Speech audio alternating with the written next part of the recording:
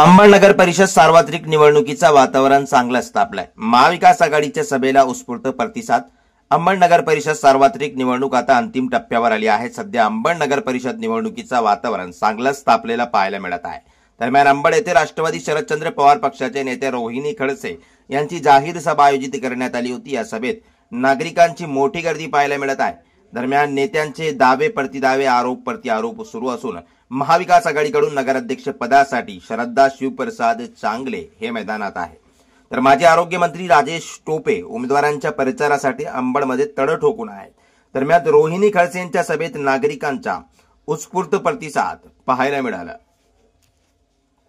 तुमच्या सोबत आहोत। माझ्या माता भगिनींना माझी मनपूर्वक विनंती आहे की महाविकास आघाडीचं तुतारी वाजवणारा माणूस निधी तिकडे असला तरी मालक आमच्याकडे म्हणजे जर मुख्यमंत्री मालक आहे तर आपल्याला कोण म्हणले? ते आपल्याला नौकर म्हणले।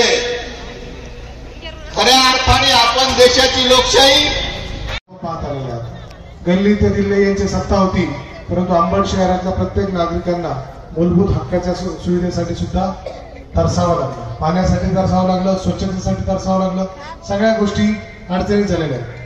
तुम्हाला माहिती आहे आदरणीय भैया घेणार नाही, पण भैया साहेबांनी सर्व जाती धर्माच्या लोकांना सोबत घेतलं। या पॅनल मध्ये आंबेडकरी विचारधारेच्या माणसाला सुद्धा सोबत घेतलंय। मला होंडे साहेबांनी सांगितलं की इथं वंचितचा सुद्धा उमेदवार आहे आणि सगळ्या मागासवर्गीय आंबेडकरी जनतेला मला